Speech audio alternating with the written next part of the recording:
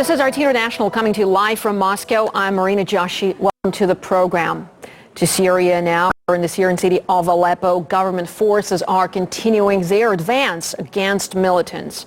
The main battles are now unfolding in Aleppo's old city. RT's Lizzie Phelan and her crew are among the first reporters to gain access there. Let's now cross live to her and get the very latest. Lizzie, well, give us the sense of the situation unfolding where you are.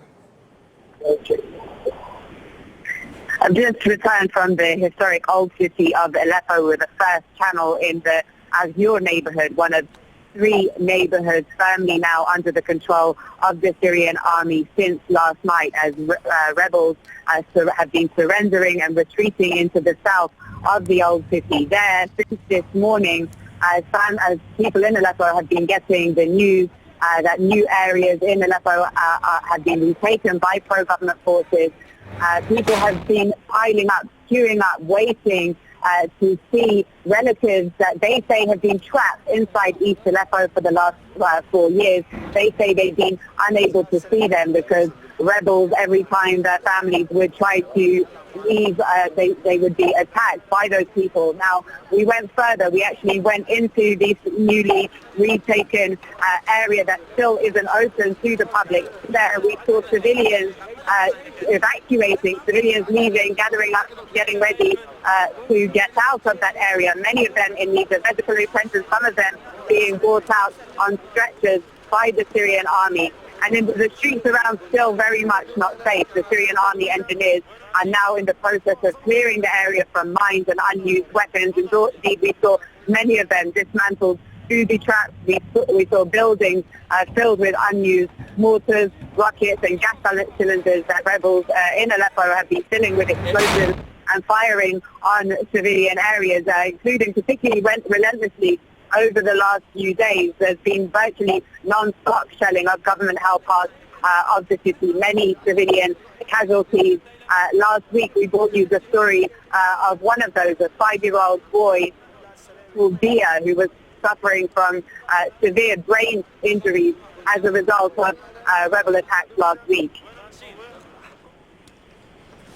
Remember when we told you about a 5-year-old boy, Dia, who was terribly injured last week by rebel shelling? In the next room down here is that 5-year-old boy, Dia, who we met yesterday, who was suffering from terrible brain injuries as a result of rebel shelling. Yesterday, doctors say that he's stabilized, but still in a critical condition. Back then, the doctors in Al-Razi hospital told us they feared he wouldn't survive. Tragically, we now know that he died. Over the last 24 hours, the rain of shells on Aleppo has been without pause as rebel forces try to reverse gains made by pro-government forces. Multiple neighborhoods in government-held parts of the city have been hit. A total of 14 were killed yesterday and over 50 injured. Now, the days before that were also very bloody. Now, when you speak to children in Aleppo, they will tell you that they're not frightened when they hear the sounds of explosions and fighting. And that's because the streets where they live and play have become a battlefield, and they're acutely aware that at any minute they could be hit. On Monday, more kids poured through the doors of both of Aleppo's public hospitals, covered in dust from rubble and blood as shells poured down on government parts of the city from sunup to sundown. 14 civilians were killed and over 50 injured. Doctors told us these are the deadliest days they've seen in Aleppo since the war began. This month we are totally occupied from over 24 hours.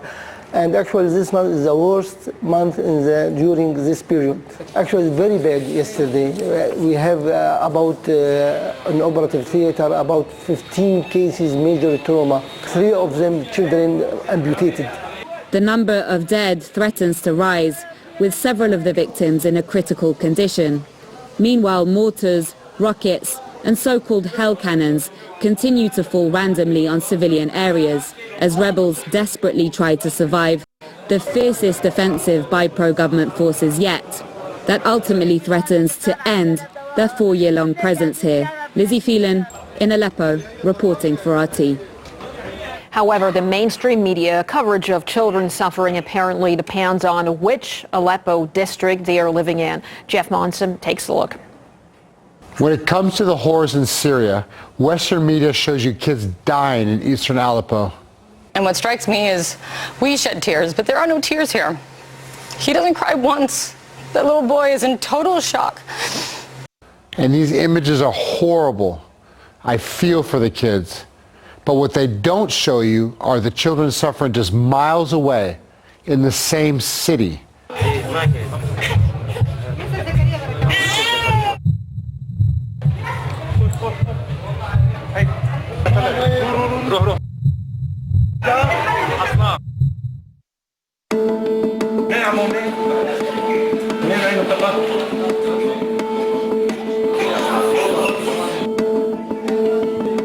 Because these kids are dying from rebel fire, and that sort of thing just doesn't suit their agenda.